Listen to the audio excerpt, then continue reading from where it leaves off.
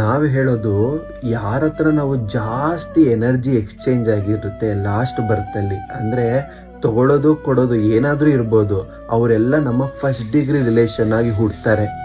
ಏನದು first degree relation ಅಂದರೆ ಅಪ್ಪ ಅಮ್ಮ ಆಗಿ, ಅಣ್ಣ ತಮ್ಮ, ಅಕ್ಕ ತಂಗಿ, ಮಕ್ಕಳಾಗಿ ಏನು ಹುಡ್ತಾರಲ್ಲ ಇವರೆಲ್ಲ ಫಸ್ಟ್ ಡಿಗ್ರಿ ರಿಲೇಷನ್. ಅವ್ರ ಹತ್ರ ನಮ್ಮದು ತುಂಬಾ ಬ್ಯಾಲೆನ್ಸ್ ಇರುತ್ತೆ, ಕೊಡೋದು ತಗೊಳ್ಳೋದು. ಆ ಕಾರಣಕ್ಕೋಸ್ಕರನೇ ಇವರೆಲ್ಲ ಹತ್ತಿರದ ಸಂಬಂಧಿಗಳಾಗಿ ಹುಡ್ತಾರೆ.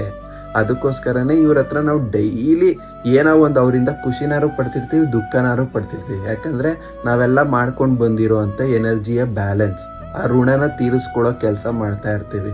ಬಟ್ ನಾವು ಹೇಳ್ತೀವಿ ಈ ಜನ್ಮದಲ್ಲೇ ಆದಷ್ಟು ಆ ಋಣನ ಝೀರೋ ಮಾಡ್ಕೊಳ್ಳೋಕೆ ನೋಡಿ. ಹೇಗೆ ಝೀರೋ ಮಾಡ್ಕೊಳ್ಳೋದು ಋಣನ? ಅದೇ ನಿಮ್ಗೆ ಏನೇ ಒಂದು ಸಫರಿಂಗ್ ಬರಲಿ, ಆ ಸಫರಿಂಗ್ನ ನೀವು ಒಳಗಡೆಯಿಂದ ಒಪ್ಕೊಂಡು ಆ ಸಫರಿಂಗಲ್ಲಿ ಮತ್ತಷ್ಟು ಯಾವುದೇ ನೆಗೆಟಿವ್ ಭಾವನೆಗಳನ್ನ ಜನ್ರೇಟ್ ಮಾಡಿದೆ ಅಥವಾ ಆ ಸಿಚುವೇಶನ್ನ ಅಪೋಸ್ ಮಾಡಿದೆ, ಸೀದಾ ಅದರಲ್ಲಿ ಪ್ಯಾಸಿವ್ ಆಗಿ ರಿಯಾಕ್ಟ್ ಮಾಡಿದೆ ಆ ಜೀವನನ ಹ್ಯಾಂಡ್ಲ್ ಮಾಡ್ಕೊಂಡು ಹೋಗಿ.